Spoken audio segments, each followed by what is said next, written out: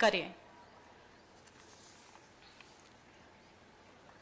सर्वप्रथम मैं आमंत्रित करती हूं Muskan Sahu, school of basic sciences, जिन्होंने चांसलर एवं गोल्ड मेडल प्राप्त किया है और संपूर्ण संस्थान में शैक्षणिक उत्कृष्टता, नेतृत्व और अनुकरणीय आचरण से एक आदर्श मार्ग स्थापित किया है।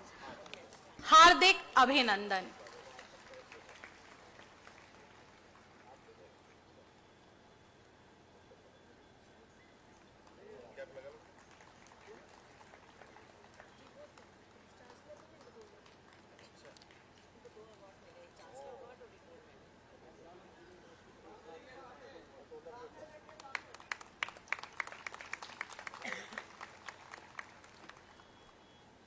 अब वक्त है गोल्ड मेडल विजेताओं का।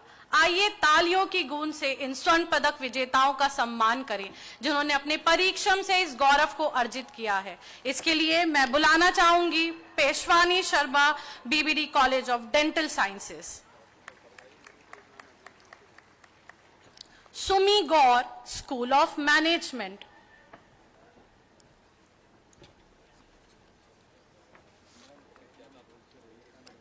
जिविदा Shukla, school of legal studies,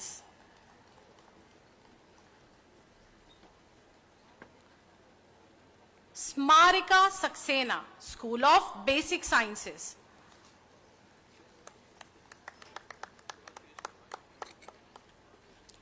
Insha Imran, school of architecture and planning, Madhulika, school of humanities and social sciences,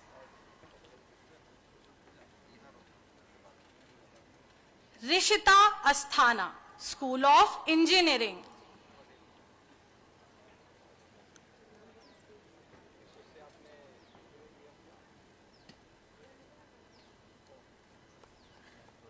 Naina Singh, BBD college of dental sciences,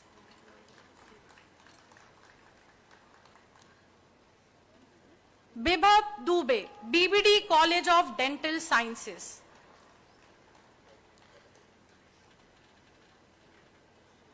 Pallavi Rai, BBD college of dental sciences,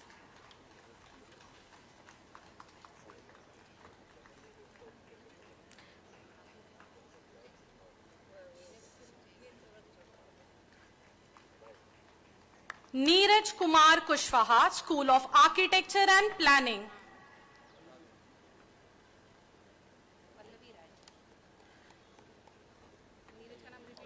Neeraj Kumar Kushwaha, school of architecture and planning,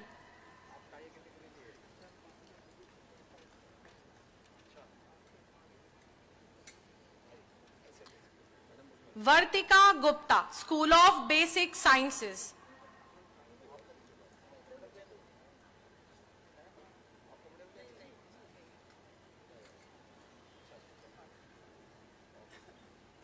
Vartika Gupta, school of basic sciences,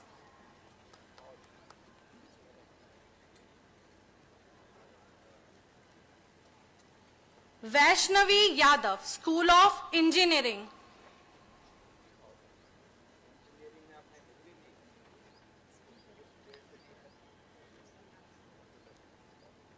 Shubham Shukla, school of basic sciences,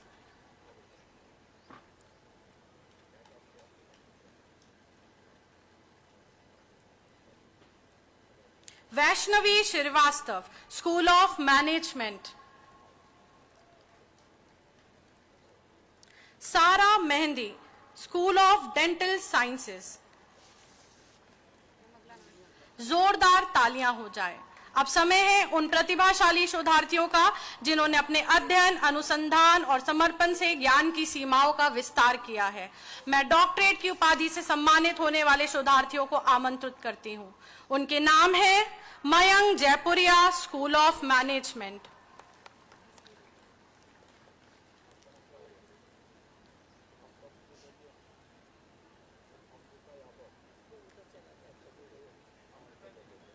Amrita Yadav, school of pharmacy,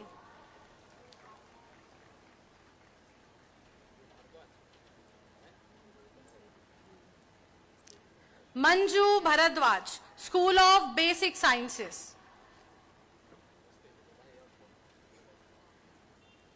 Shweta Singh, BBD College of Dental Sciences.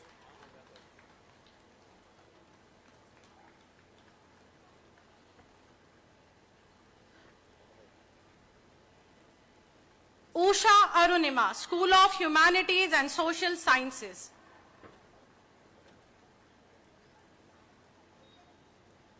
Alok Saran, School of Legal Studies.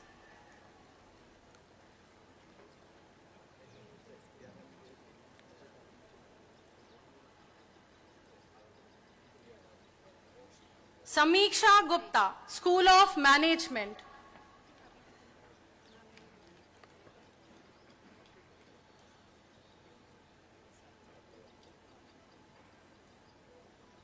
Ojaswani Pal, School of Education.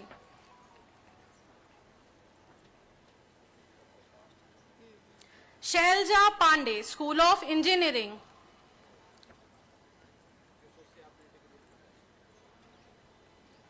Neha Sharma, School of Legal Studies.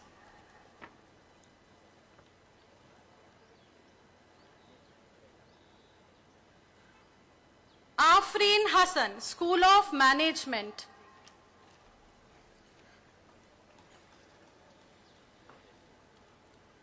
Farheen Azad, School of Engineering.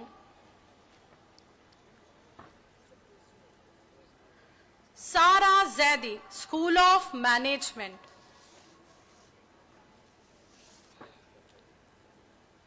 Kumari Anukriti Mishra, School of Management.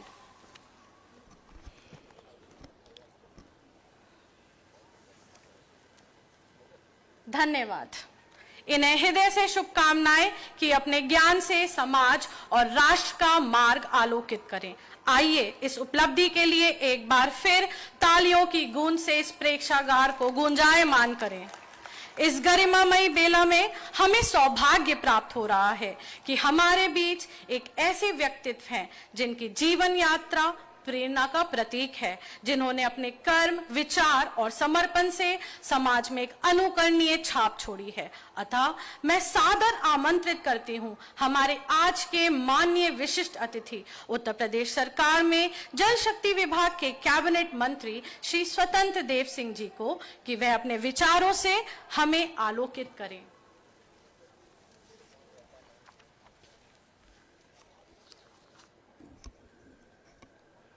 राज्य के लोकप्रिय, यशस्वी,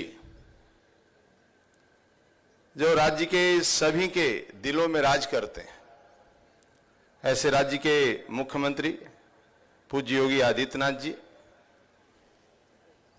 माननीय कुलाधिपति श्रीमती अलका दास जी, माननीय विराज सागर दास जी, सुश्री Sonakshi Das ji, Shri R K. Agarwal जी, doctor Sudharma Singh ji, professor doctor S K. Srivastava ji, professor doctor SC. Sharma ji, मंच की संचालन कर रही अर्चना शर्मा जी, वर्मा जी, विश्वविद्यालय परिवार के सम्मानित सदस्यगण, सभी शिक्षकगण, दीक्षांत प्राप्त करने वाले भाई राष्ट्र निर्माताओं को मैं जल शक्ति मंत्री के नाते शीश झुकाकर आप सबका प्रणाम करता हूं। इस मंच पर एक विश्वविद्यालय के परिसर में मैं नहीं बल्कि ज्ञान, अनुसंधान और राष्ट्र निर्माण के प्रकाश स्तंभ के रूप में आप सब उपस्थित हैं। उत्तर प्रदेश के पूर्व मुख्यमंत्री, समाज सुधारक, स्वतंत्रता सेनानी बाबू बनारसी दास जी ने जिन मानव कल्याण और शिक्षित समाज और सशक्त भारत का सपना देखा था, उसे आज आप सब मिलकर आगे बढ़ा रहे हैं। यहां उपस्थित देश और समाज के लिए, ऐसे इस देश के लिए, इस मातृभूमि के लिए अपना लोग जीवन समर्पित कर दिए। चाहे छत्रपति शिवाजी महाराज रहे हों, सरदार अपने राणा प्रताप सिंह जी रहे हों, चंद्रशेखर आजाद, भगत सिंह, बिरसा मुंडा, सरदार पटेल, बाबा भीमराव अंबेडकर। आज मैं ऐसे 3 लोगों का थोड़ा मैं कहानी सुनाऊंगा, थोड़ा उस ब्लॉक के लोग जवाब देंगे, उस व्यक्ति का नाम थोड़ा बताएंगे, वो व्यक्ति कौन है। एक बचपन में ही संघ का प्रचारक निकलता है, अपना पूरा जीवन देश के लिए समर्पित करता है। इसलिए आपके सामने चित्र रखता हूं कि राजनीति के क्षेत्र में भी, समाज के क्षेत्र में कितने त्यागी लोग होते हैं, अपना पूरा जीवन समर्पित करते हैं, फिर देश के मुखिया बनते हैं। ऐसे सालों की समस्याओं को एक झटके में निस्तारण करते हैं, चाहे 370 धारा हो, राम मंदिर का निर्माण हो, चाहे सीरिया में नर्स बेटियां फंस जाए आतंकवादियों के बीच में, उनको सुरक्षित निकालकर हिंदुस्तान लाना हो, या देश का नाम जो वंदे मातरम, भारत माता के लिए लोग गोलियां खा जाते थे, ऐसे उन धरती पर भी लंदन और विक्टोरिया महल में भी भारत माता का जय और वंदे मातरम बुलवाने वाले ऐसे व्यक्तित्व जो देश के सबसे ऊंचे पद पर हैं, क्या उस ब्लॉक में बैठे हुए लोग बताएंगे वो कौन व्यक्ति है? जोर से बोलो, कौन है?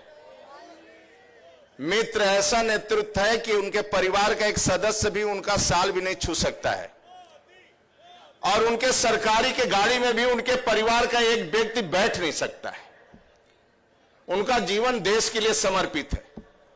इसी तरह एक व्यक्ति, एक बालक 90 के आसपास संन्यास लेता है।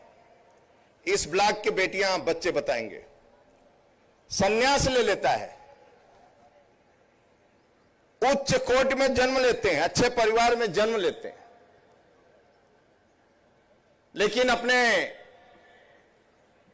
उस गद्दी के महंत उनकी प्रतिभा तेजस्वी को देखकर पहचान कर उनको अपने साथ ले आते हैं, एक बालक को, और 94 में संन्यास ग्रहण करते हैं।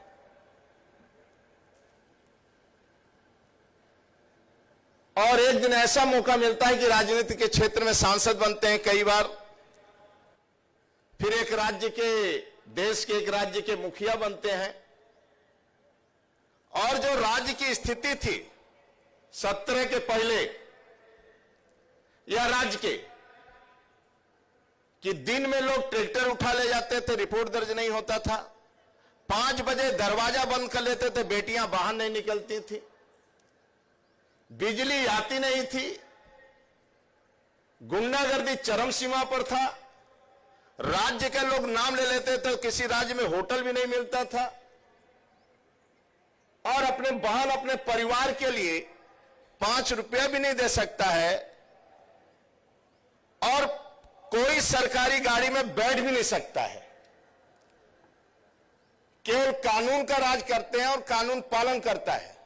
और कितना से कितना बड़ा बदमाश हो, यदि कुछ बोल दिया, राज्य में नुकसान कर दिया, तो वह बच नहीं सकता है, या तो धरती में गाड़ा जाएगा, या आसमान में जाएगा, या प्रदेश छोड़कर भाग जाता है। 68 करोड़ लोग राज्य के अंदर पर्यटक आते हैं और स्नान करके कुंभ में जाते हैं। न एक दिन चोरी, न बस को कोई लूटता है, यात्री सड़क पर सो जाते हैं, 20-20 किलो 10-10 किलोमीटर पैदल जाते हैं, फिर भी राज्य की प्रशंसा करते हुए पूरे देश के अंदर जाते हैं। और वह व्यक्ति ऐसा है, उसका जीवन ही देश के लिए, राज्य के लिए, और करोड़ों लोगों को रोजगार, 8 लाख नियुक्तियों में न जातिवाद, न क्षेत्रवाद, न व्यक्तिवाद, न 1 रुपया रिश्वत लगता है राज्य के अंदर। जानते हैं उस राज्य का सबसे बड़ा नेता कौन है?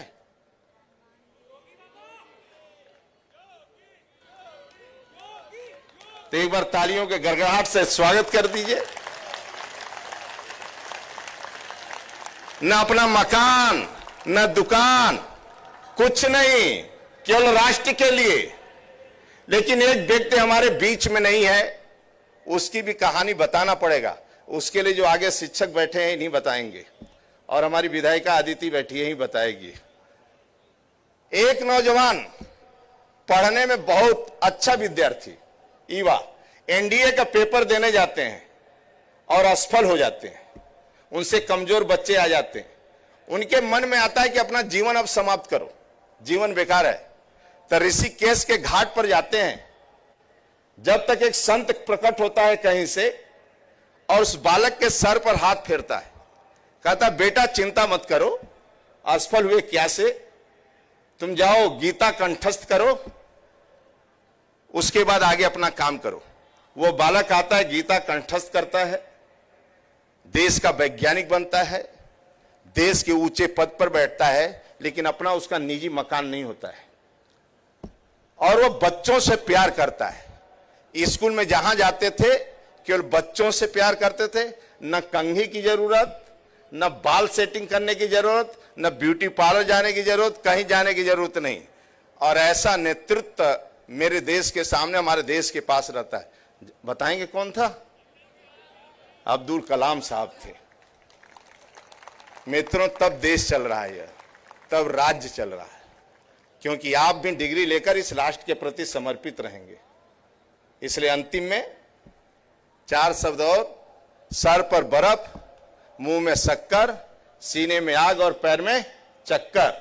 ये नहीं कि आप बड़े आदमी रिक्शा चालक से थोड़ा आपकी बस, आपकी फॉर्च्यूनर टकरा गई, उतर कर रिक्शा चालक को 2 कंटाप दिया। अरे भाई, थोड़ा सा लग गया तो सर पर बर्फ रखो, थोड़ा सा चलते फिरते क्रोध में बात मत कर लो, गाड़ी से उतर कर जाम लगा देते हो बिना मतलब का। तो थोड़ा क्रोध मत करो, ठंडे दिमाग से सोचो, मीठा बोला करो। कभी पत्नी क्रोध करे तो चुप हो जाए करो, कभी तुम क्रोध करो तो वह चुप हो जाए करे। इसलिए सर पर बर्फ, मुंह में शक्कर, सीने में आग और पैर में चक्कर। सोचा करो ठंडे दिमाग से, बोला करो मीठा, मिर्ची जैसा मत बोला करो। इसलिए कड़ू न लगे किसी को, शांति से रहो और अपने शरीर की चिंता करो। बाकी सब महाराज जी पर छोड़ दो। महाराज जी का बस चलेगा तो अपने चम्मच से भोजन करवाएंगे। बाकी स्वस्थ रहो और थोड़ी थोड़ी बातों में लड़ो, झगड़ो मत। बहुत बहुत धन्यवाद आप सबका, मैं हृदय से स्वागत करता हूं। बहुत बहुत धन्यवाद आप सबका। बहुत बहुत धन्यवाद। आपके प्रेरणादायक और गरिमामयी संबोधन ने यहाँ उपस्थित प्रत्येक व्यक्ति के हृदय को गहराइयों से स्पर्श किया है। अब मैं निवेदन करती हूँ माननीय कुलाधिपति महोदया जी से कि कृपया हमारे मुख्य अतिथि माननीय मुख्यमंत्री जी को शॉल भेंट करें।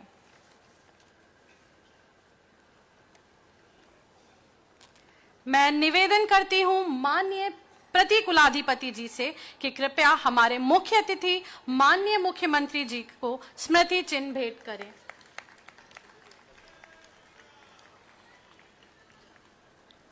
मैं श्री अमित कुमार से अनुरोध करती हूं, कृपया हमारे मुख्य अतिथि की चित्राकृति का स्केच लेकर मंच पर पधारें।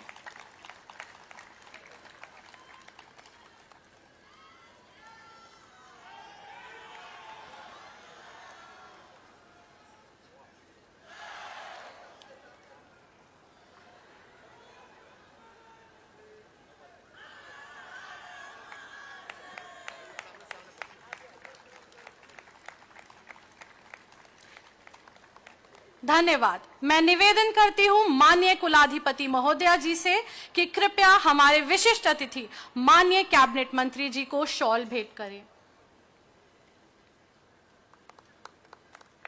मैं निवेदन करती हूं माननीय प्रतिकुलाधिपति जी से कृपया हमारे विशिष्ट अतिथि माननीय कैबिनेट मंत्री जी को स्मृति चिन्ह भेंट करें।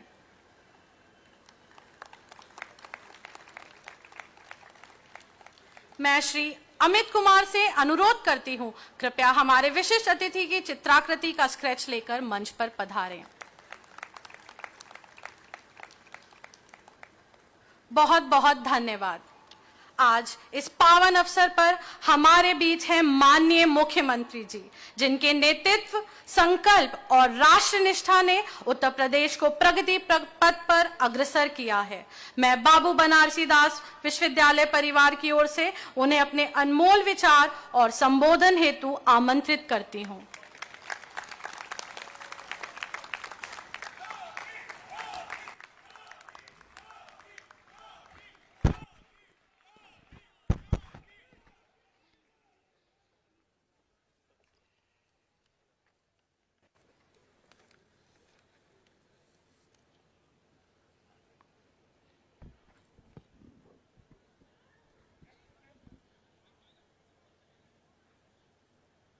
बाबू बनारसी दास विश्वविद्यालय के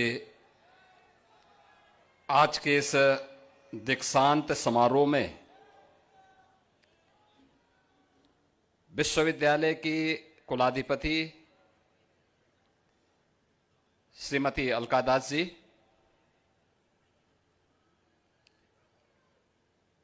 विश्वविद्यालय के प्रति कुलाधिपति श्री विराज सागर दास जी, समारोह में विशिष्ट अतिथि के रूप में जिनका मार्गदर्शन भी आपको प्राप्त हुआ है, उत्तर प्रदेश सरकार में मंत्रिमंडल के मेरे वरिष्ठ सहयोगी श्री स्वतंत्र देव सिंह जी, विश्वविद्यालय के कुलपति प्रोफेसर एसके श्रीवास्तव जी, प्रति कुलपति प्रोफेसर एससी शर्मा जी,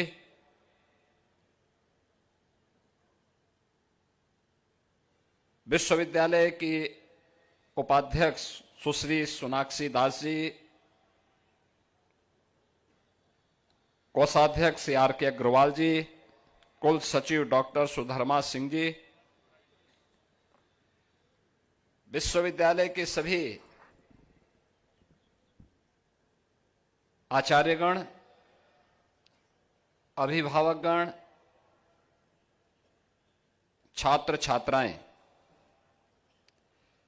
मैं सबसे पहले बाबू बनारसी दास विश्वविद्यालय के इस दीक्षांत समारोह में विश्वविद्यालय परिवार को हृदय से बधाई देता हूं। उपाधि प्राप्त करने वाले सभी छात्र छात्राओं के प्रति, उनके अभिभावकों के प्रति अपनी बधाई देता हूं और इस अवसर पर जिस महान विभूति के नाम से यह विश्वविद्यालय स्थापित हुआ है, ऐसे महान स्वतंत्रता संग्राम सेनानी उत्तर प्रदेश के पूर्व मुख्यमंत्री बाबू बनारसी दास जी की स्मृति को नमन करते हुए उन्हें विनम्र श्रद्धांजलि भी अर्पित करता हूं।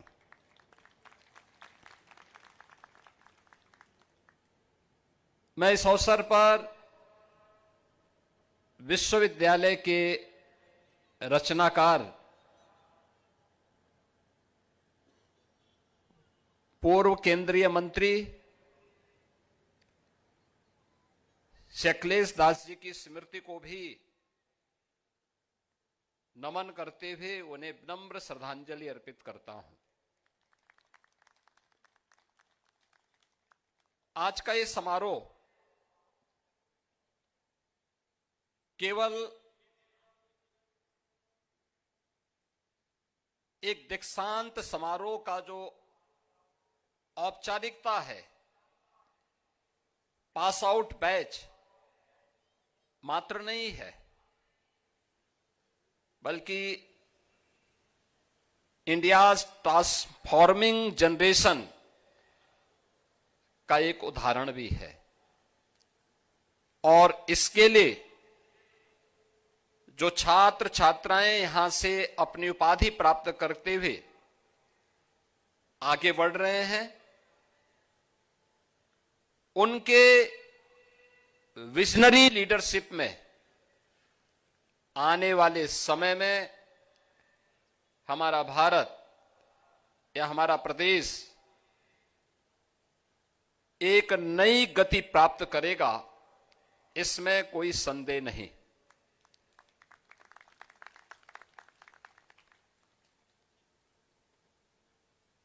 जब हम दीक्षांत समारोह की बात करते हैं, दीक्षांत समारोह भारत की प्राचीन गुरुकुल प्रणाली का जो समावर्तन समारोह होता था, उसी का आज परिवर्तित रूप है। ये परिवर्तित रूप की जब हम चर्चा करते हैं, बहुत सारे प्रश्न हम सबके सामने आते हैं। भारत की प्राचीन परंपरा में जब अपनी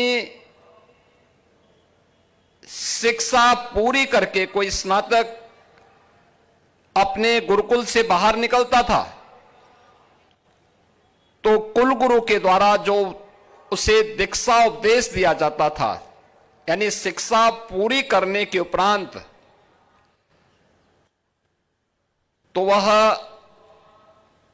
इन्हीं शब्दों के साथ में कि सत्यम वद धर्मम चर, यानी जीवन में सत्य बोलना और धर्म का आचरण करना, किसी भी अच्छे कार्य के लिए कभी प्रमाद न करना, हमेशा अच्छे कार्य के लिए अपने आप को तैयार करना, अपने कर्तव्यों के प्रति सदैव ईमानदार बने रह करके उसका अनुपालन करना और अपने जीवन में सदैव अपने से बड़ों का सम्मान करना, यानी मातृदेवो भव, पितृदेवो भव, आचार्य देवो भव, अतिथि देवो भव का भाव, ये संस्कार हमारे मन में सदैव बना रहना चाहिए। भारत का कोई स्नातक जब अपनी शिक्षा पूरी करके अपने गुरुकुल से बाहर निकलता था, इस भाव से ओतप्रोत होकर के जब निकलता था, तब भारत दुनिया की सबसे बड़ी अर्थव्यवस्था के रूप में अपने आप को स्थापित पाता था। भारत तब दुनिया की सबसे बड़ी ताकत था। हम जो करते थे दुनिया उसका अनुसरण करती थी, लेकिन जब हमने दुनिया का अनुसरण करना प्रारंभ कर दिया तो हमारी ताकत भी उसी प्रकार से कम होती गई, और आज भारत की स्थिति क्या है यह किसी से छुपा हुआ नहीं है। यह एक प्रश्न हम सबके सामने सदैव बना रहना चाहिए, और इसीलिए कृतज्ञता का भाव हमारे मन में हमेशा होना चाहिए, हमारी पहचान बननी चाहिए। विश्वविद्यालय जिस विभूति के नाम पे स्थापित हुआ, बाबू बनारसी दास, यह देश का एक जाना पहचाना नाम, जिनका जीवन संघर्षों से तपा था। देश की आजादी के लिए हमें कुछ करना है, और इसके लिए उन्होंने अपने आप को समर्पित किया। देश की आजादी के प्रति उनके मन में जो जज्बा था, उस जज्बे के साथ जुड़ करके देश के स्वतंत्रता संग्राम सेनानी के रूप में उन्होंने देश के अंदर काम किया। अग्रिम पंक्ति में लड़कर के उस अभियान को एक नई ऊंचाइयां प्रदान की। स्वतंत्र भारत में उत्तर प्रदेश कैसा बनना चाहिए, इसके लिए लगातार प्रयास करते रहे, और उत्तर प्रदेश के मुख्यमंत्री के रूप में भी उत्तर प्रदेश की वर्तमान जिन भी कार्य योजनाओं को हम आगे बढ़ाने में सफल होते हैं, उनमें कहीं ना कहीं भाव इन्हीं विभूतियों के छुपे होते हैं, जिन्होंने उत्तर प्रदेश के बारे में उस समय सोचा था। आज उसे मूर्त रूप देने का सौभाग्य हम सबको उत्तर प्रदेश के अंदर प्राप्त हो रहा है। अपने उन विभूतियों के प्रति जिनके नाम पर विश्वविद्यालय स्थापित है, उनके प्रति कृतज्ञता का भाव, श्रद्धा का भाव हमारे अंतःकरण में हो।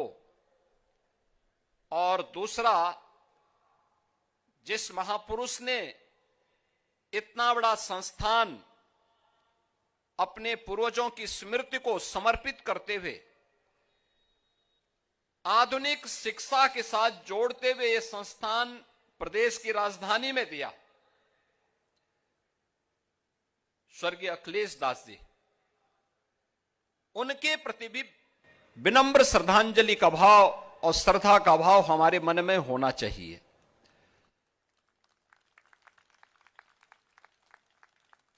स्वर्गीय अखिलेश दास जी ने केवल शिक्षा के लिए नहीं, स्पोर्ट्स के साथ भी संस्थान को जोड़ा था।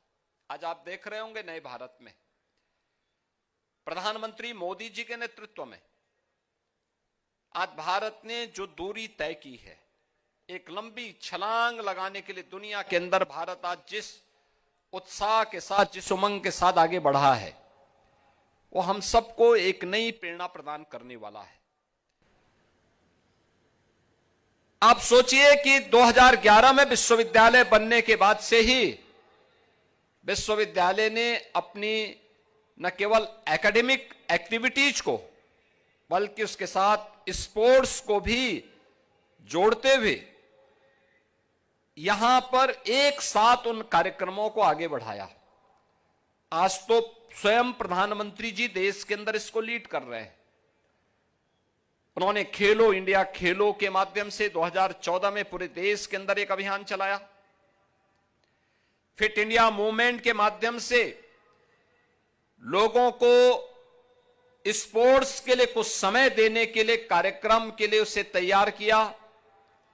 सांसद खेलकूद प्रतिस्पर्धा के माध्यम से भी खेलकूद के प्रति लोगों के मन में एक भाव पैदा हो, इसके लिए एक नई प्रेरणा प्रदान की। और आज आप देखते होंगे स्पोर्ट्स लोगों के दिनचर्या का एक हिस्सा बनता जा रहा है और यह किसी एकेडमिक संस्थान में स्पोर्ट्स भी उसका एक महत्वपूर्ण हिस्सा हो और उसके पास इतना भव्य स्टेडियम भी हो, बैडमिंटन एकेडमी भी हो। यह बीबीडी की एक बड़ी उपलब्धि है प्रदेशवासियों के लिए, लखनऊ वासियों के लिए। अखिलेश दास जी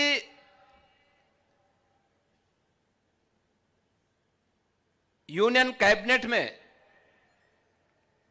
जब थे तो उस समय मुझे भी सांसद के रूप में देश की संसद में रहने का अवसर प्राप्त हुआ था और मैं देखता था उनके सहज और सरल व्यवहार को, विकास के प्रति उनके मन में एक उदग्र भाव को, शिक्षा के प्रति, समाज सेवा के प्रति उनके मन में जो एक सकारात्मक भाव था वह हम सबको तब भी देखने को मिलता था। और मुझे प्रसन्नता है कि आज उन भावों को एक नई ऊंचाई प्रदान कर रहे हैं। विश्वविद्यालय की कुलाधिपति और विश्वविद्यालय के प्रति कुलाधिपति श्री विराज सागर दास और उनकी पूरी टीम अपने संस्थापकों के इस विजन को मूर्त रूप देकर के उसे मजबूती के साथ आगे बढ़ाने का कार्य कर रहे हैं। और अब केवल यह एक रूटीन के डिग्री प्रदान करने वाला संस्थान नहीं बल्कि भारत की और वर्ल्ड यानी ग्लोबल इमर्जिंग सेंटर के रूप में, उस इमर्जिंग टेक्नोलॉजी के एक नए हब के रूप में बीबीडी को स्थापित करने की दिशा में उनके द्वारा एक नया प्रयास प्रारंभ हुआ है। हमें इस बात को ध्यान में रखना होगा कि दुनिया तकनीक को तेजी के साथ अपना रही है। इसमें हम अपने आप को रोक नहीं सकते।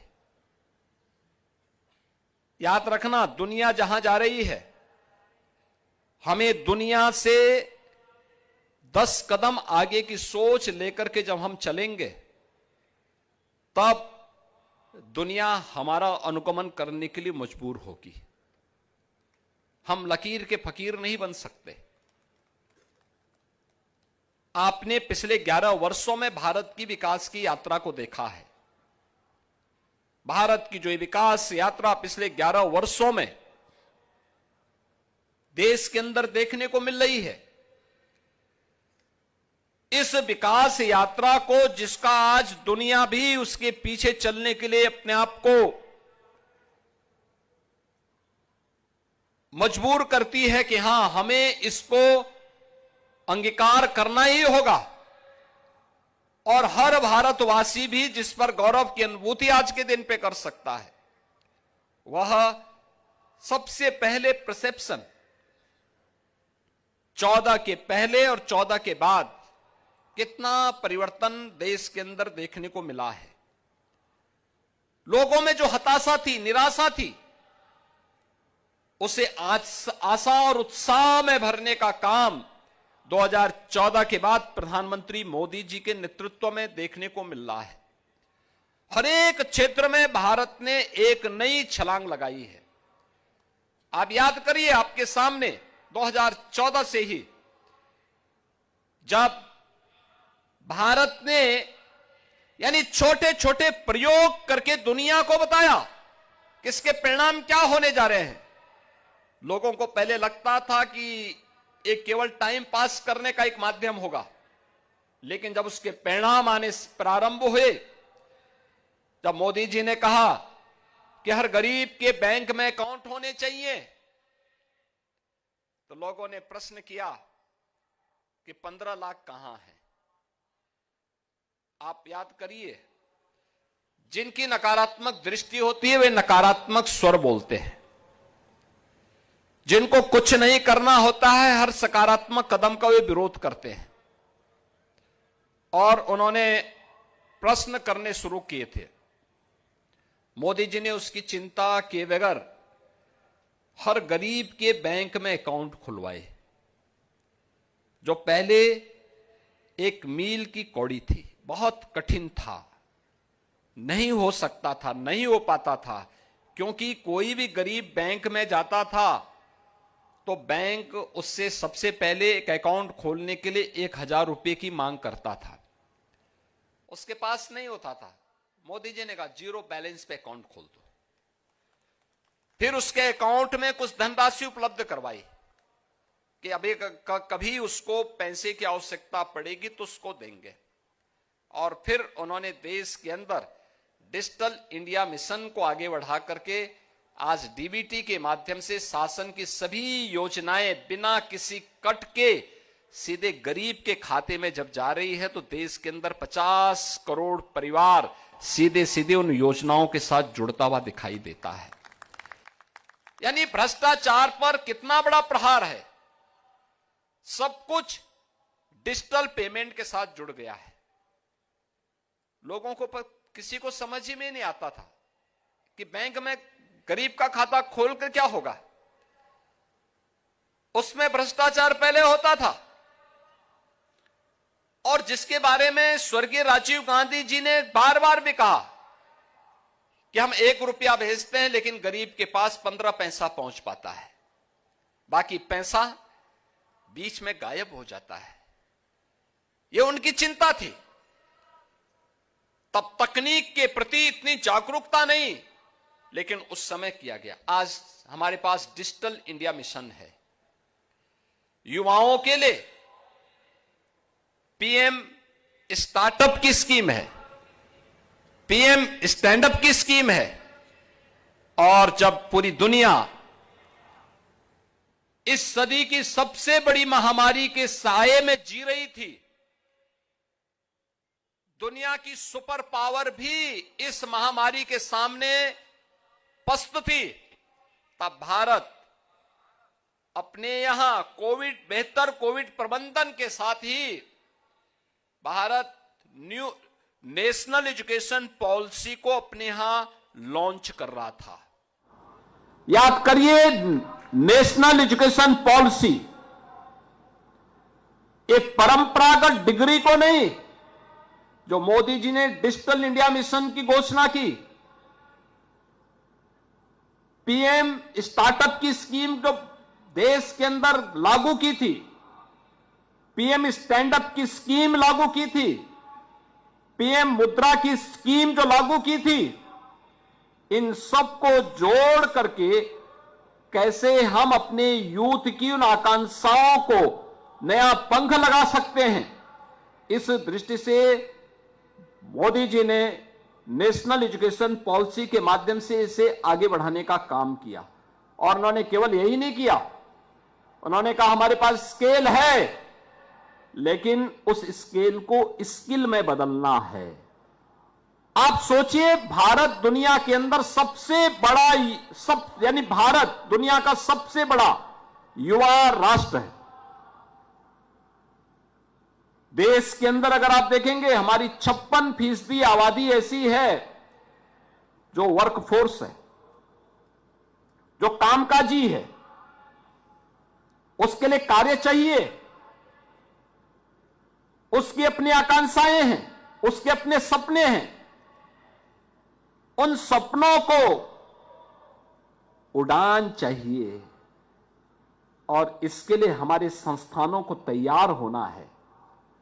और इसके लिए मोदी जी ने वे तमाम स्कीम तो दी, लेकिन साथ साथ उन्होंने 2020 में जब कोविड जैसी महामारी के सामने दुनिया पस्त थी, तब उन्होंने भारत को नेशनल एजुकेशन पॉलिसी दी, जिसमें स्केल को स्किल के साथ जोड़ते हुए भारत को दुनिया की एक सबसे बड़ी स्किल पावर के रूप में स्थापित करने की दिशा में एक नए महत्वपूर्ण कदम को आगे बढ़ाया था।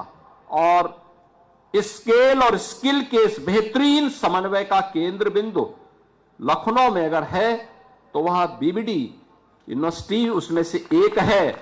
इसमें हम सबको उसका एक समन्वित रूप यहां पर देखना चाहिए। हमें उस दिशा में आगे कार्य करना होगा। आज आप देख रहे होंगे हर एक क्षेत्र में आर्टिफिशियल इंटेलिजेंस का उपयोग कैसे हो सकता है। आर्टिफिशियल इंटेलिजेंस केवल यह एक टेक्नोक्रेट के लिए ही नहीं,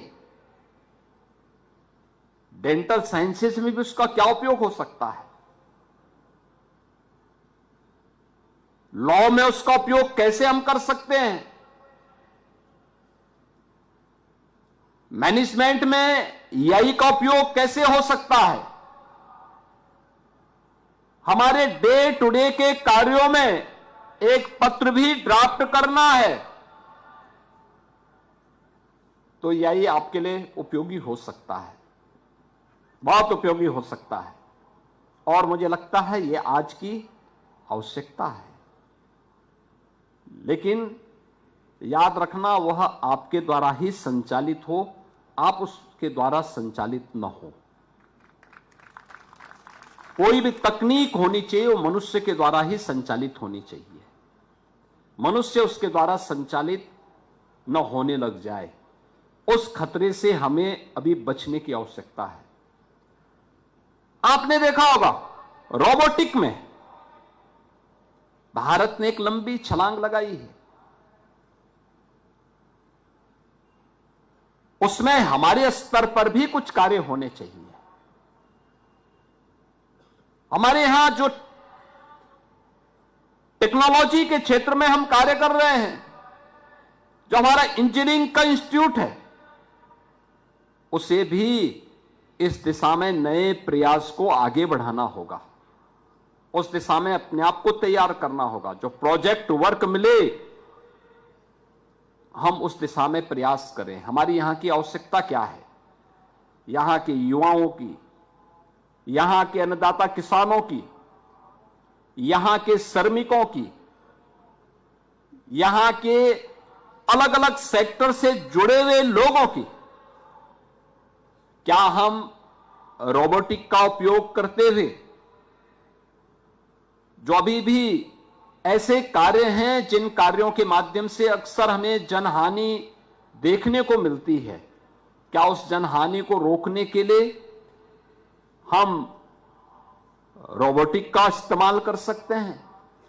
और हो सकता है, जैसे आप देखते होंगे अक्सर सीवर के मेन होल की सफाई करते हुए जब कोई व्यक्ति, कोई मनुष्य वहां जाता है, कोई सफाई कर्मी वहां जाता है, अक्सर वहां पर रिसने वाली अमोनिया और मीथेन गैस की चपेट में आता है और दम तोड़ देता है।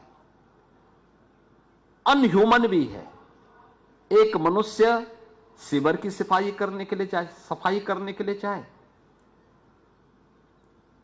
उसके जीवन के साथ खिलवाड़ भी होता है। क्या आप पैसे से किसी व्यक्ति की जिंदगी को वापस कर सकते हैं? कभी नहीं।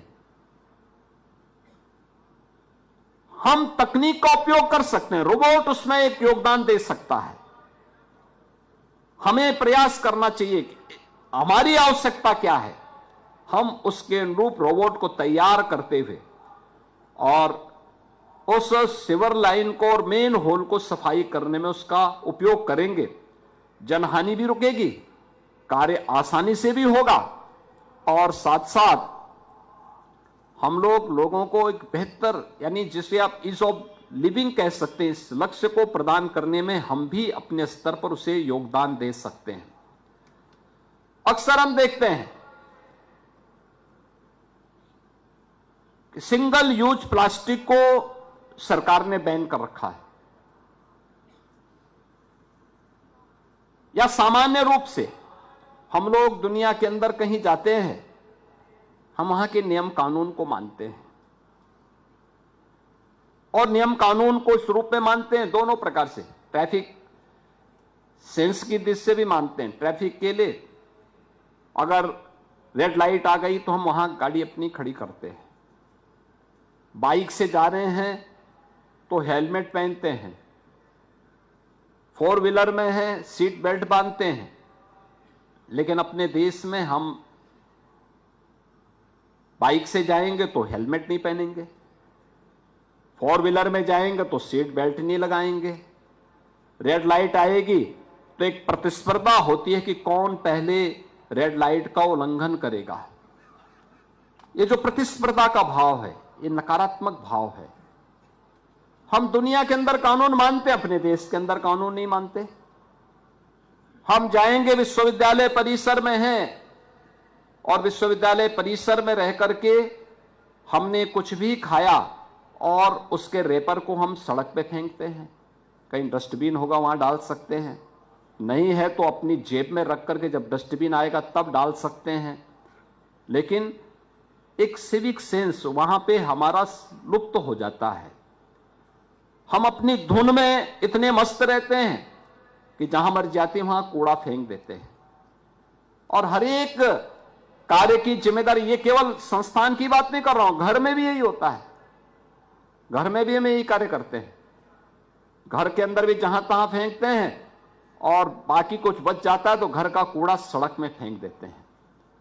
और हमें मानते हैं म्युनिसिपल कॉर्पोरेशन आएगा, सफाई कर्मी आएगा, वो अपने आप उठा देगा। हमारी सिटी क्या साफ रह पाएगी? नहीं रह पाएगी।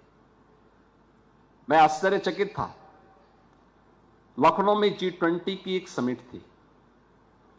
हम लोगों ने एक G20 रोड बनाया, उसकी सजावट की और सजावट करके वहां अच्छे गमले लगाए, सीसीटीवी कैमरे लगाए। मैंने एक दिन देख रहा था, मैं कुछ गमले गायब हो गए थे तो मैंने देखा मर्सिडीज से आकर के गमला लेकर के जा रहे हैं। अब आप सोचो मर्सिडीज गाड़ी की कीमत क्या है और एक गमले की कीमत क्या होगी। लेकिन वो जल्दी जल्दी भरे जा रहा है। हमने कहा देखो पकड़ेंगे तो भी बेइज्जती है, पूरी सिटी की बेइज्जती होती है, और कार्रवाई न करें तो भी एक अच्छा कार्य जो किया गया है प्रशासन के द्वारा या व्यवस्था के द्वारा वह भी भंग हो रहा है। तो हमने कहा उनको बुला करके केवल ये फुटेज दिखा दो कि देखो भाई कुछ गमले हमारे गायब हुए हैं, सीसीटीवी फुटेज में आपकी गाड़ी आ रही है, आपका फोटो आ रहा है। भाई इतना बोल करके छोड़ देना। ये स्थितियां हैं और इसीलिए मैं आप सबसे कहूंगा संस्थान हमें टेक्नोलॉजी के साथ भी जोड़े, लेकिन साथ साथ उन संस्कारों के साथ भी जोड़े जिसपे एक मजबूत इमारत का निर्माण हमें विकसित भारत के रूप में करना है। याद रखना, विकसित भारत का जो प्रधानमंत्री मोदी जी का विजन है वह विकसित यूपी से होगा, और विकसित यूपी से वह तब सपना साकार होगा जब आप सभी मिलकर के सामूहिक प्रयास करेंगे। एक व्यक्ति नहीं, सरकार अपने स्तर पर इनिशिएटिव ले सकती है, तो अगर कदम आगे बढ़ा सकती है। पिछले 8-8.5 वर्ष में हम लोगों ने उत्तर प्रदेश की जनता का मैं अभिनंदन करूंगा कि जिस उत्तर प्रदेश के बारे में लोग कहते थे कि उत्तर प्रदेश नहीं सुधर सकता, क्योंकि मुझे एक लंबे समय तक देश की संसद में भी कार्य करने का अवसर प्राप्त हुआ, और मैं अक्सर देखता था भारत सरकार के जब आंकड़े आते थे उन आंकड़ों में उत्तर प्रदेश का कहीं नाम नहीं होता था। उत्तर प्रदेश बॉटम 5 में रहता था। हम तरसते थे कि यूपी टॉप 3 में कब आएगा। ये बॉटम 3 में तो है, टॉप 3 में यूपी क्यों नहीं किसी भी स्कीम में। 2017 में जब हमें अवसर प्राप्त हुआ, हम लोगों के मन में एक भाव आया कि वास्तव में यूपी टॉप 3 में क्यों नहीं हो सकता। हमने यूपी टीम के साथ में, अपने मंत्रिमंडल के साथ हम लोग बैठे, प्रशासनिक अधिकारियों के साथ बैठे। फिर मैंने उनसे कहा कि भाई देखो, केवल प्रशासन को और मंत्रियों को यह काम नहीं करना है। याद करना, कोई भी स्कीम तब तक सफल नहीं हो सकती जब तक उसमें जन सहभागिता नहीं होगी। हम जन सहभागिता बढ़ाएं, डायलॉग, पब्लिक के साथ हमारे डायलॉग अच्छे होने चाहिए। परिणाम क्या रहा? आज आप देखते होंगे भारत सरकार की जितनी भी स्कीम निकलती हैं, उन स्कीम में यूपी टॉप 3 में है, टॉप 3 में। आज यूपी पीछे नहीं है किसी भी उसमें। आप देखेंगे यूपी आज देश के अंदर अपनी पहचान के लिए मोहताज नहीं है। प्रयास करने से सब कुछ हो सकता है, लेकिन इसके लिए हमें समाधान पे विचार करना होगा। याद रखना, जीवन में सफलता के 2 ही मार्ग हैं, और सफलता का सबसे बड़ा मार्ग है हम समाधान की तरफ जाएंगे तो सफलता प्राप्त होगी। हम समस्या की तरफ जाएंगे, समस्या को बार बार गिनाते रहेंगे तो हम कभी सफल नहीं हो सकते। समस्या की बजाय समाधान पर ध्यान दीजिए, और समाधान का मार्ग तब निकलेगा जब हम सभी मिलकर के सामूहिक रूप से प्रयास प्रारंभ करें। आखिर यही प्रदेश था ना 2017 के पहले। याद करिए, जब प्रदेश के अंदर सरकार बनी थी, चैलेंज था हम सबके सामने, क्योंकि पहचान का संकट था उत्तर प्रदेश के सामने। लोग बोलते थे क्या होगा, युवा के सामने पहचान का संकट, किसान आत्महत्या करने के लिए मजबूर, बेटी सुरक्षित नहीं, व्यापारी भी सुरक्षित नहीं, नौजवान की आकांक्षाओं की पूर्ति के लिए उसके हाथ को कार्य चाहिए थे, अच्छे शिक्षण संस्थान ढूंढे नहीं मिल पाते थे, जो प्रदेश में नया निवेश की बात तो दूर, जो पहले से निवेश किए थे वे प्लान कर रहे थे, और भारत सरकार की मीटिंग में जाते थे तो उत्तर प्रदेश की गिनती कहीं नहीं होती थी। और उस समय जब प्रयास प्रारंभ हुए, हम लोगों ने कहा कि भाई हम सबको लेकर के चलेंगे। मोदी जी का जो मंत्र है, सबका साथ और सबका विकास, ये हमारा मंत्र होगा। लेकिन अपराध और अपराधियों के प्रति, भ्रष्टाचार और भ्रष्टाचारियों के प्रति जीरो टॉलरेंस की नीति के तहत सरकार कार्य करेगी। लोगों को लगता था कि सब एक घोषणा है, हमने कहा घोषणा नहीं रही, देखो जब मूर्त रूप देंगे तो आप सब चिल्लाएंगे। और आज आप देखते होंगे उत्तर प्रदेश ने कानून व्यवस्था का एक मॉडल दे दिया। कानून व्यवस्था कैसे होनी चाहिए, देश के अंदर विभिन्न राज्यों में लॉ एंड ऑर्डर की स्थिति क्या होनी चाहिए, उत्तर प्रदेश आज उसका एक मॉडल देखा जाता है कि उत्तर प्रदेश ने यह कर दिया है। ये प्रयास करने से होता है, ऐसा नहीं कि उस पर नियंत्रण हो सकता है। जहां हर तीसरे दिन दंगा होता था, 8 साढ़े 8 वर्ष से आपने देखा होगा कोई दंगा नहीं, कोई शोरगुल नहीं, पर्व और त्योहार उत्साह और उमंग के साथ मनाए जा रहे हैं और हर एक तबके के मनाए जा रहे हैं। हर एक, क्या होली हो, क्या दीपावली, क्या विजयादशमी, क्या रक्षाबंधन, क्या क्रिसमस, क्या ईद, बकरीद, सब कुछ तो सारे पर्व और त्योहार बहुत उमंग और उत्साह के साथ मनाए जा रहे हैं। आज जब कोई पूछता है या मेरे पास आते हैं लोग, मैं पूछता हूं त्योहार अच्छा हो गया ना, अच्छा हो गया, मैं उनसे तब पूछता हूं कि देखिए कानून का शासन ऐसे ही होता है। कानून शब्द लगता भले ही बुरा है, लेकिन जब उसको व्यक्ति अंतःकरण से स्वीकार करता है तो उसका फल ऐसे ही होता है जैसे दवा कड़वी तो लगती है लेकिन उसके परिणाम सुखद होते हैं। ऐसे ही कानून है हमारे जीवन का हिस्सा, हमें उसका पालन करना ही होगा, उसको अपने जीवन का हिस्सा बनाना ही होगा। और यह जब हम करेंगे तो हर एक क्षेत्र में उसके परिणाम हम सबको देखने को मिलेंगे। एक कानून व्यवस्था पे कार्य किया गया,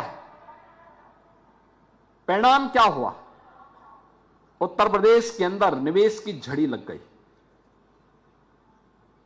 जिस प्रदेश में 5 वर्ष में 50,000 करोड़ का भी निवेश नहीं आ पाता था, उस प्रदेश में हमने 8 वर्ष में 45 लाख करोड़ रुपए से अधिक के निवेश प्रस्ताव को लाने में सफलता प्राप्त की। अनुमान करिए उत्तर प्रदेश के अंदर थोड़ी भी पहल होती, जहां चाहा वहां राह, अपने आप रास्ता निकलता है। मैं भौचक था और यह आदत भी है, आदरणीय प्रधानमंत्री जी का मार्गदर्शन भी हमें प्राप्त होता है। मन में एक भाव था, यह देश जब आजाद हुआ था तब उत्तर प्रदेश की स्थिति क्या थी। 1950 में उत्तर प्रदेश भारत के अंदर, भारत की अर्थव्यवस्था में उत्तर प्रदेश का शेयर हुआ करता था 14%।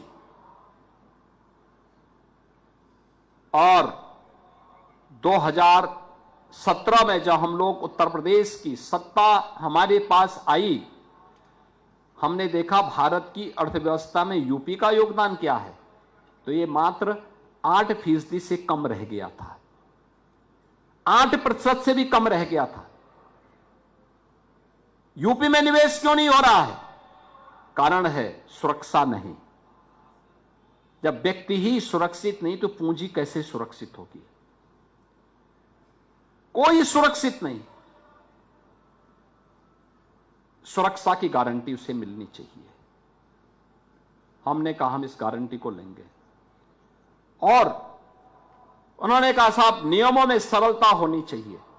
हमने कहा ease of doing business, UP 14 number प्रदेश में था, यानी देश के अंदर जितने राज्य थे यूपी का स्थान 14वें नंबर पर था। हमने कहा यूपी को हम टॉप स्टेट में लेकर के जाएंगे और आज मुझे बताते हुए प्रसन्नता है, हमने मात्र 2 वर्ष के अंदर यूपी को नंबर 2 स्थान पर पहुंचाया और आज देश के अंदर टॉप अचीवर स्टेट के रूप में उत्तर प्रदेश की गिनती होती है। उत्तर प्रदेश के अंदर अलग अलग सेक्टर में हमें कार्य करने हैं।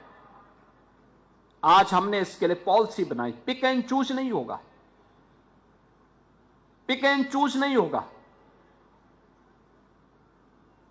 जब स्वर्गीय अखिलेश दास जी ने यहां विश्वविद्यालय बनाने का निर्णय लिया होगा, उनसे कहा गया होगा कि आप 100 एकड़ लैंड पहले इकट्ठा करिए तब। अब आप सोचो कि उस समय ये आउटर सिटी था, उन्होंने अपनी क्षमता और सामर्थ्य से 100 एकड़ के एक क्षेत्रफल में विश्वविद्यालय बना लिया। आज के दिन पे कोई बना पाएगा? नहीं बन पाएगा। लखनऊ जैसी सिटी में 100 एकड़ लैंड, यह बहुत कठिन कार्य है, किसी प्राइवेट इन्वेस्टर के लिए असंभव कार्य है। लेकिन उसी समय सरकार के चहेते लोगों के लिए 10 एकड़ में भी विश्वविद्यालय के लिए स्वीकृति दे दी गई। Pick and choose. हमने कहा ये पिक एंड चूज नहीं हो सकता। हम किसी का चेहरा देख करके निर्णय नहीं लेंगे। सरकार की पॉलिसी एक समान होनी चाहिए, चेहरा देख करके नहीं, उसकी क्षमता और उसकी योग्यता को देख करके एक समान पॉलिसी हो, पॉलिसी के दायरे में लोग आए और उसका लाभ लें। इसके लिए हम लोगों ने यूपी के अंदर अलग अलग सेक्टर की 33 सेक्टोरियल पॉलिसीज बनाई और पॉलिसीज के तहत कहा कि भाई लैंड बैंक हमारा, आप आइए, इस पॉलिसी को देखिए, आपको अच्छा लगता है यहां निवेश करिए, सरकार आपको सुरक्षा की गारंटी देगी, हर प्रकार की सुविधाएं देगी, आप आइए। तभी निवेश आया अलग अलग सेक्टर में। आपने देखा होगा सच्चे मित्र की पहचान कब होती है? जब आपके ऊपर संकट आता है। देश के सामने ऐसे संकट आया और प्रधानमंत्री मोदी जी की लीडरशिप में जब भारत ने ऑपरेशन सिंदूर की घोषणा की, ऑपरेशन सिंदूर में आपने देखा होगा भारत के पराक्रम को, भारत की रक्षा सेनाओं के पराक्रम को, और उस पराक्रम में हमारे सेना के जवानों का साथ, प्रधानमंत्री मोदी जी का मार्गदर्शन और सानिध्य तो था ही। उत्तर प्रदेश राज्य को भी गौरव की अनुभूति होती है कि हम भी भारत की रक्षा सेनाओं के साथ में थे, क्योंकि ब्रह्मोस मिसाइल इसी लखनऊ में बनी है और ये उत्तर प्रदेश सरकार की डिफेंस मैन्युफैक्चरिंग कॉरिडोर का पार्ट है। मुझे याद है जब ब्रह्मोस मिसाइल के लिए लैंड देनी थी, कहां लैंड मिलेगी, मैंने कहा लखनऊ में मैं लैंड दूंगा और फ्री में लैंड दूंगा। देश की सुरक्षा का मामला आएगा, हम सब कुछ करेंगे। हमने फ्री में लैंड दी। लोगों ने कहा कि इतना पैसा आप जमीन पे लगाएंगे, कैसे आगे चलेगा? हमने कहा सब पैसा यहीं से आएगा, देखना। और पहली खेप वहां से निकली है। आप मान के चलिए कि हर वर्ष जब पूरी कैपेसिटी से ब्रह्मोस मिसाइल का या नोड काम करना प्रारंभ करेगा, उत्तर प्रदेश को प्रति वर्ष 300 से लेकर 500 करोड़ रुपए का जीएसटी प्राप्त होगा। हमारी लैंड की कॉस्ट क्या होती? जब 2020 में हमने लैंड का ऑफर किया था और ये लैंड 2022 में उपलब्ध करवाई, तब इस लैंड की कॉस्ट मात्र थी बामुश्किल से 200 करोड़। सभी प्रकार की, यानी विकसित लैंड के बाद 200 करोड़ होती, लेकिन हमें उसके बदले में कई गुना पैसा मिल रहा है आज के दिन पे राज्य को। ऐसे ही ड्रोन टेक्नोलॉजीज का भी एक बड़ा सेंटर यूपी बने। इसमें भी यूपी में बने हुए ड्रोन ने बड़ी भूमिका का निर्वहन किया है ऑपरेशन सिंदूर के दौरान। और ड्रोन जो इस्तेमाल किया गया था, जिसने पाकिस्तान के होश उड़ा दिए थे, वह ड्रोन भी यूपी के अंदर ही बने हैं और यूपी के नौजवानों ने ही बनाए हैं। याद रखना, आज यूपी एआई का भी, डाटा सेंटर का भी, यूपी आज इमर्जिंग टेक्नोलॉजी के एक नए हब के रूप में, रोबोटिक का, ड्रोन टेक्नोलॉजी का एक नए हब के रूप में अपने आप को स्थापित किया है। और मेरा मानना है यह आज की आवश्यकता है। हम उससे अपने आप को दूर नहीं कर सकते। और मैं विश्वविद्यालय से भी कहूंगा, इस इमर्जिंग टेक्नोलॉजी को अपना पार्ट बनाएं। इसके नींव इस बात के लिए हमें प्रेरित करता है कि हम अपने यहां शॉर्ट टर्म कोर्सेज भी प्रारंभ करें। सर्टिफिकेट कोर्सेज हों, 3 महीने के, 6 महीने के, 1 वर्ष के। डिप्लोमा कोर्सेज हों ड्रोन टेक्नोलॉजी में, रोबोटिक में,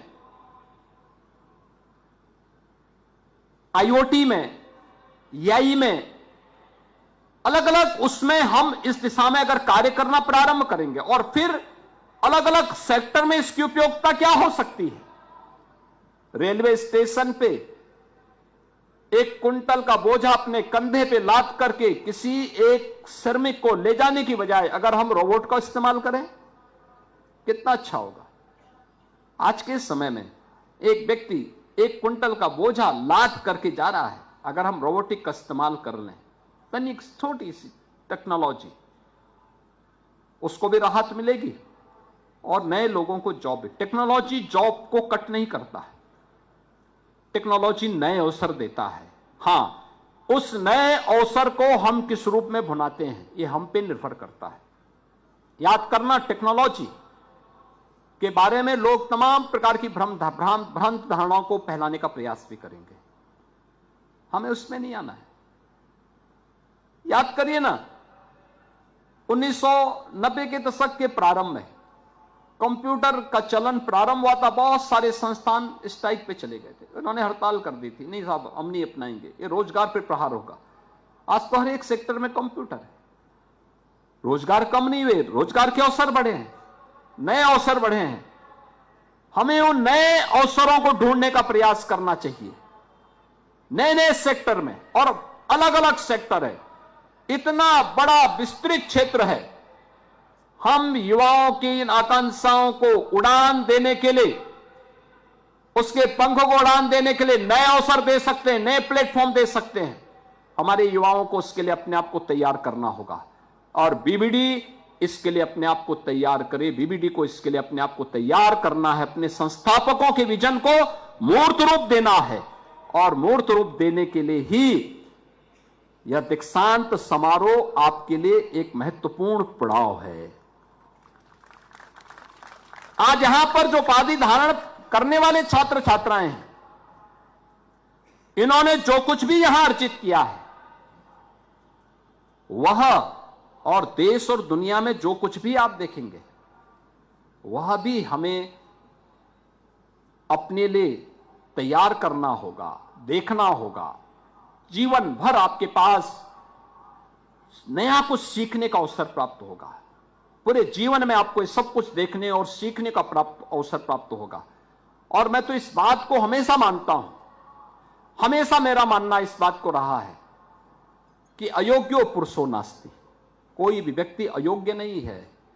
योजकः तत्व दुर्लभ, योजक चाहिए, एक योग्य योजक चाहिए। एक योग्य योजक संस्थान बन सकता है, आपके आचार्यगण बन सकते हैं, आपके अभिभावक बन सकते हैं, आपका बॉस बन सकता है, आप स्वयं भी नए लोगों के योजक बन सकते हैं, आने वाली पीढ़ी के योजक बन सकते हैं। और उस योजक के रूप में आप यहां की स्मृतियों को लेकर के आगे बढ़ेंगे इस विश्वास के साथ।